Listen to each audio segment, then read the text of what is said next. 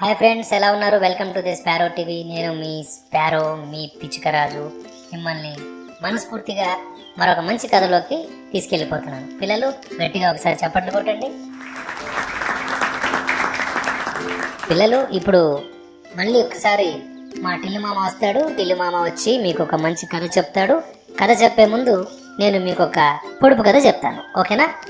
టిల్లు మామ, welcome to the sparrow TV. Hi పిల్లలు, ఎలా ఉన్నారు? ఈ పిచ్చుకరాజు ఇప్పుడు ఒక పొడుపు కథ చెప్తున్నాడు. ఆ తర్వాత నేను మీకు ఒక కథ చెప్తాను. పిల్లలు ఓకేనా? పొడుపు కథ ప్లీజ్. ఎస్, వినండి జాగ్రత్తగా. పొడుపు కథ ఏంటంటే, మాకు రెక్కలుంటాయి కానీ ఎగరలేము.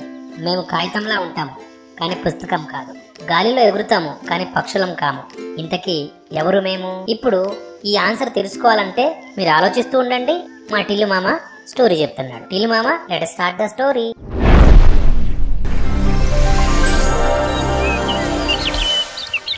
పిల్లలు, అదిగదిగో అలకాపురి. ఆ గ్రామంలో చాలా మంది ఇలాంటి పిల్లలు ఉన్నారు. ఆ పిల్లలందరూ చాలా యాక్టివ్గా అందరూ ఆటలాడుకుంటున్నారు. కొంతమంది అదిగదిగో చూడండి, గాలిపటాలు ఎగిరేస్తున్నారు. వాళ్ళందరికీ గాలిపటాలంటే చాలా ఇష్టం అంట. ప్రతి ఏటా ఒక పెద్ద గాలిపటాల పోటీ కూడా జరుగుతూ ఉంటుంది. ఆ గాలిపటాల పోటీలో కూడా వీళ్ళు పార్టిసిపేట్ చేస్తూ ఉంటారు. ఆ గ్రామంలో రాజు, రవి అని ఇద్దరు స్నేహితులు ఉన్నారు. అందులో రాజు చాలా గొప్పగా గాలిపటాలు ఎగిరేస్తాడు. అతను ఎగిరేసే ప్రతి గాలిపటం కూడా చాలా ఎత్తుకి, ఆకాశం అంత ఎత్తుకి వెళ్తూ ఉంటుందన్నమాట. రవి కూడా గాలిపటం ఎగిరేయడంలో మంచివాడే, కానీ రాజు అంత గొప్పవాడు కాదు. ఈ సంవత్సరం పోటీలలో ఎలాగైనా గెలవాలని రాజు చాలా కష్టపడి ప్రాక్టీస్ చేశాడు. పోటీ మొదలైంది. అందరూ రంగురంగుల గాలిపటాలతో సిద్ధంగా ఉన్నారు. రాజు ఒక పెద్ద అందమైన గాలిపటంతో చాలా నమ్మకంగా ముందుకొచ్చాడు. పోటీ మొదలైంది.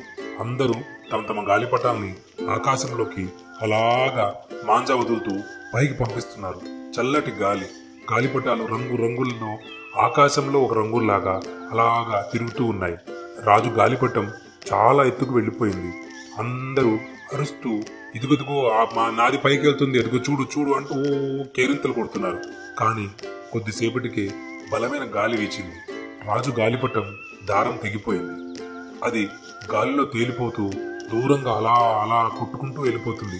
రాజు అలా చూస్తూ చాలా బాధపడిపోతున్నాడు. పక్కనే ఉన్న రవి గాలిపటం మాత్రం నెమ్మదిగా, జాగ్రత్తగా ఒక పద్ధతి ప్రకారం ఎగురుతోంది. అది అంత ఎత్తుకు వెళ్ళిపోయినా గాలికి తట్టుకొని నిలబడింది. రవి తన గాలిపటాన్ని చాలా నియంత్రణలో, చాలా కంట్రోల్గా ఎగిరేస్తున్నాడు.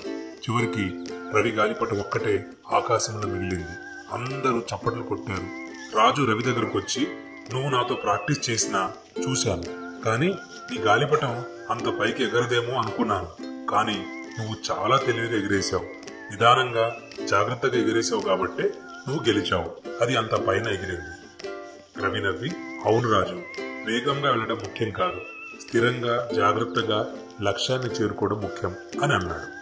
ఇతర పిల్లలు కథ మీకు తెలిసిన మోరల్ వాల్యూ ఏంటి అంటే, ఈ కథ ఒక అద్భుతమైన పాఠాన్ని చెప్పిందని చెప్పవచ్చు. వేగం ముఖ్యం కాదు, స్థిరత్వం అంటే స్టెబిలిటీ, నియంత్రణ అంటే కంట్రోల్ చాలా ముఖ్యం. మన లక్ష్యాన్ని మనం ఛేదించే ముందు మనం చాలా స్థిరత్వంగా, చాలా ఫోకస్డ్గా, చాలా కంట్రోల్గా మన లక్ష్యాన్ని చేరే ప్రయత్నం చేయాలి అని ఈ కథ ద్వారా మనకు తెలిసింది. కదరా పిల్లలు? Thank you so much. ఇప్పుడు కథ అయిపోయింది. దీనికి సంబంధించిన ఆన్సర్ మీరు ఆలోచించే ఉంటారు.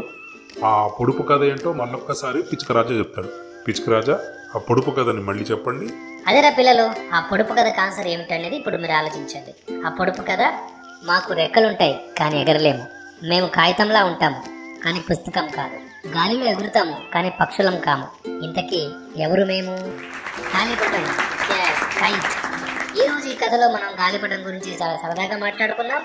రంగురంగుల గాలిపటాల్లో రంగురంగుల కథలు.